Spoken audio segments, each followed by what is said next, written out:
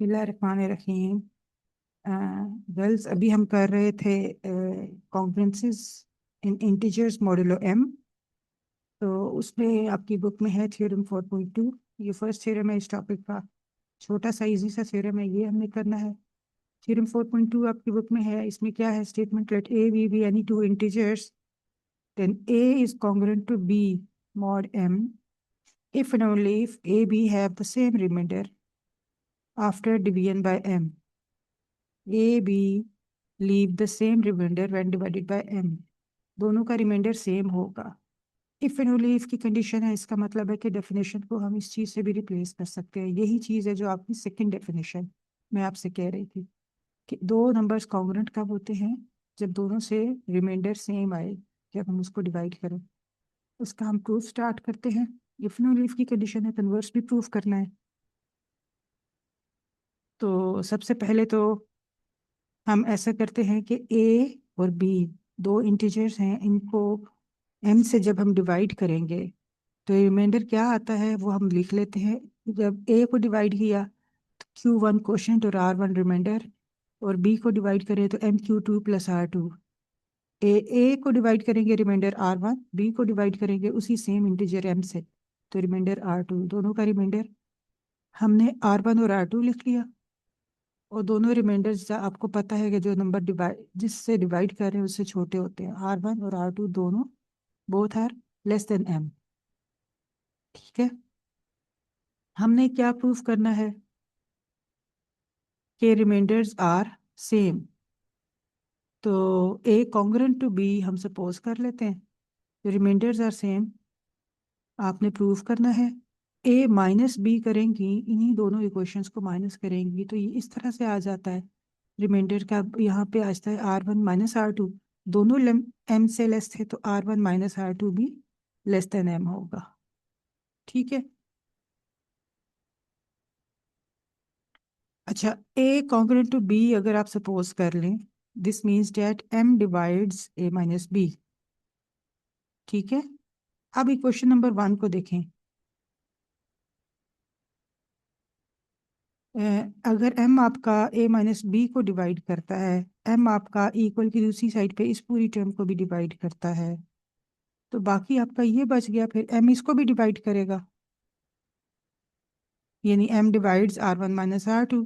लेकिन r1 minus r2 तो अभी अभी हमने कहा कि ये देखें, यहाँ पर कहा कि ये लेस देन m है। लेस देन m है और फिर भी m उसको डिवाइड करता है तो यकीनन r1 माइनस r2 ये जो कुछ भी है ये जीरो होगा। इस तरह से r1 इक्वल टू r2, ये प्रूफ हो गया कि दोनों का रिमाइंडर सेम होगा। अब हमने प्रूफ करना है इसका कन्वर्स। कन्वर्स के लिए वही दो इक्वेशंस हैं और आप सपोज कर लें कि r1 is equal to r2, दोनों का रिमाइंडर सेम है। तो हम क्या प्रूफ करेंगे कि m divides a minus b. वो भी बहुत आसानी से प्रूफ हो जाता है। इसको यहाँ पे देखें।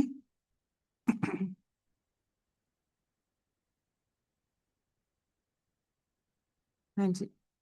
कन्वर्स के लिए आपने सपोज कर लिया कि ये जो दो इक्वेशंस सबसे ऊपर थी प्रूफ के स्टार्ट में, दो रिमाइंडर्स थे कि दोनों रिमाइंडर्स सेम होंगे। अगर ये इनको सेम ले लिया जाए, r1 इक्वल टू r2, तो r1 माइनस r2 जीरो हो जाएगा।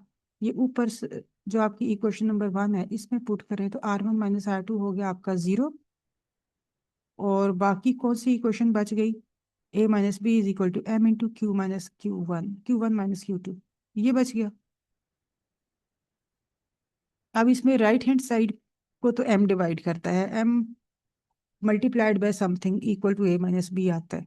तो इससे तो क्लियरली पता चलता है कि m divides a minus B.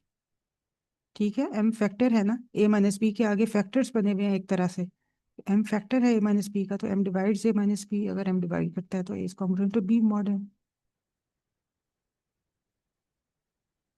इसका ये छोटा सा कन्वर्स है और कन्वर्स के बाद दो छोटे छोटे इंटीजर रिजल्ट्स हैं कि every integer n is congruent modulo m to one and only one integer, zero से लेके m माइनस वन तक।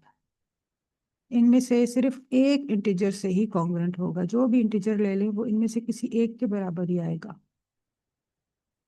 ये एग्जांपल हमने लास्ट टाइम अभी अभी की है। इसमें देखते हैं, ये एग्जांपल जो मैंने आपको दी थी, इस एग्जांपल में देखें कि आपके पास मॉड्यूलो 3 है। तो 3 से छोटा नंबर, 3 को m ले लिया तो m-1 तक, 0 1 2। तो आप जितने भी आगे इंटीजर्स को देखें वो या 0 या 1 या 2, इन तीनों में से किसी एक के साथ ही कॉन्ग्रेंट होंगे, दो के साथ कॉन्ग्रेंट नहीं हो सकते। ठीक है, यही चीज यहाँ आपकी बुक में बताई गई है कि every integer is congruent to one and only one integer, 0 से लेके m-1 तक जो इंटीजर्स हैं उनमें से किसी एक से ही होगा, दो से कॉन्ग्रेंट नहीं हो सकता। अच्छा, कुछ प्रॉपर्टीज हैं कॉन्ग्रेंसीज की। इसमें पहला थ्योरम है 4.3। थ्योरम 4.3 क्या है? If A B C D four integers हैं such that A is congruent to B mod M, C is congruent to D mod M, आपने क्या प्रूफ करना है? A plus C congruent to B plus D mod M. बहुत easy सा छोटा सा इसका प्रूफ है। ये मैंने प्रूफ आपका दोबारा से यहाँ पर लिखा है।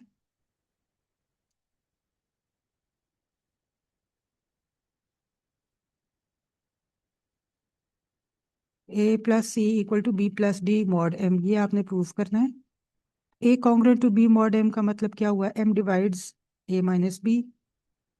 फिर एक और गिवन है C congruent to D mod M, इसका मतलब है M divides C minus D. तो एम दोनों को डिवाइड करता है तो फिर एम इनके सम को भी डिवाइड करेगा। सम को डिवाइड करता है तो इसको रीऑर्डर थोड़ा सा कर ले, एम डिवाइड्स ए प्लस सी को पहले ले आए, बी प्लस डी को बाद में। वो माइनस का साइन ब्रैकेट से देखें कॉमन लेंगे तो ये आ गया एम डिवाइड्स ए प्लस सी माइनस बी प्लस डी। अब ये जो पहले वाला नंबर है पहली ब्रैकेट में ए प्लस सी कॉन्ग्रुएंट हो जाएगा बी प्लस डी के मॉड एम। इस तरह से बहुत आराम से प्रूफ हो गया। आपके पास ये जो दो रिजल्ट्स आए थे, ये वाले दो, एम इन दोनों को डिवाइड करता है, इनको प्लस करके आपका ये वाली इक्वेशन आपकी प्रूफ हो गई।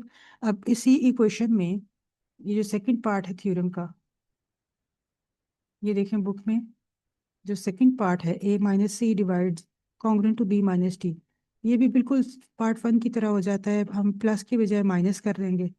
दो नंबर्स को अगर एम डिवाइड करता है तो उनके डिफरेंस को भी डिवाइड करेगा। और इसी तरह A C is equal to B D, A C congruent to B D mod M, third part.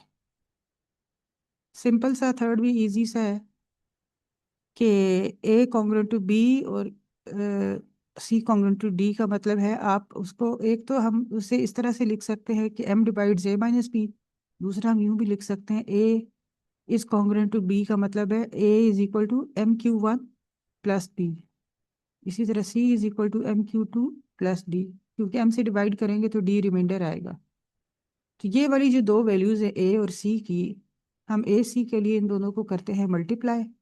Multiply करके ये थोड़ा सा रीअरेंज किया, यहाँ पे एक टर्म बनती है बी डी, उसको दूसरी साइड पे ले आए, A C minus B D is equal to, ये इस तरह से अरेंज हो गया M into something plus this reminder.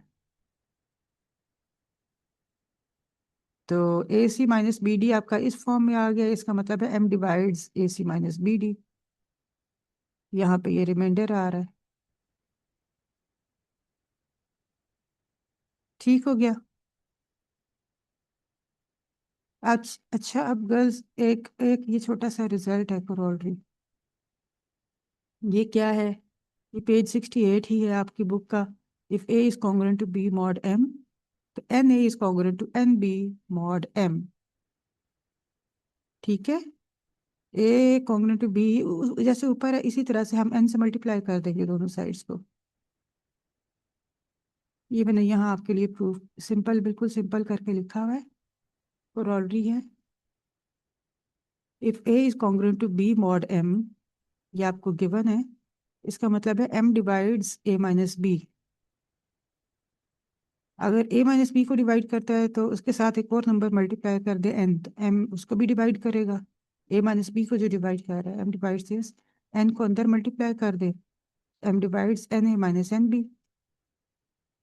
अब ये जो एन ए है फर्स्ट, ये हो जाएगा सेकंड एन बी के congruent, n A is congruent to N B mod M.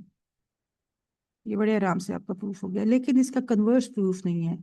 कि अगर आपके पास N A equal to N B हो तो दोनों साइड से एन को कैंसिल करके ए कॉन्ग्रुएंट टू बी नहीं बनता।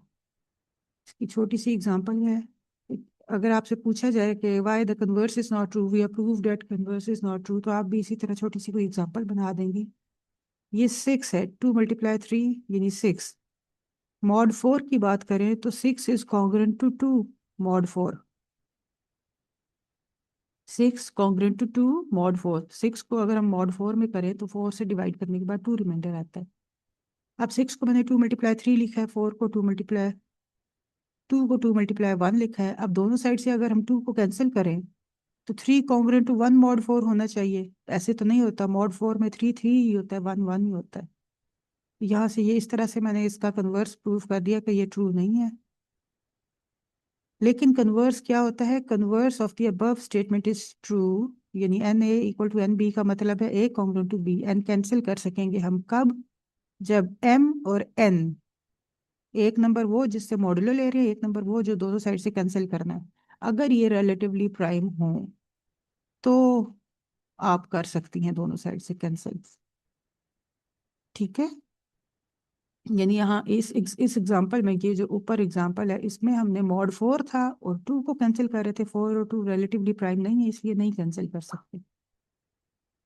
अगर वो दोनों नंबर्स जिसको कैंसिल करना है और जो मॉडुलो वाला है वो रिलेटिवली प्राइम हो, फिर हम कर सकते हैं। कैसे? गिवन है हमें n A is congruent to N b, ये गिवन है n A is congruent to N b, इसका मतलब है M divides N A minus N b. N को कॉमन ले लें, m divides n into a minus b. अब m और एन तो रिलेटिवली प्राइम है, यहाँ पे बात कर रही हूँ। एम अगर इसको डिवाइड करता है, इसमें से फर्स्ट एन है वो तो उस वो और एन एम तो रिलेटिवली प्राइम है, तो यकीनन ए माइनस बी को ही एम डिवाइड करेगा। एम डिवाइड्स ए माइनस बी, यहाँ से आ जाता है ए कॉन्ग्रुएंट टू बी मॉडल। ठीक है, इसी तरह से ये आपकी सेकंड करोलरी है कि a congruent to B mod m होगा तो a power n is congruent to b power n mod n. और ये हम कैसे करेंगे? ए कॉन्ग्रुएंट टू बी आपको गिवन है, तो m divides A minus b. A power n minus b power n की ये फैक्टराइजेशन होती है। ये रूल है कि इसकी फैक्टराइजेशन में ए माइनस बी पहला फैक्टर जरूर आता है, बाद में जो बाद वाले फैक्टर में जो कुछ मर्जी आता रहे। तो अगर वो ए माइनस बी उसमें फैक्टर होता है, एम आपका डिवाइड करता है इस फैक्टर को, ए माइनस बी को, ए माइनस बी को एम डिवाइड करता है, तो फिर इस पूरे को भी डिवाइड करेगा। M divides a n minus b n, यानी a n congruent to b n mod M.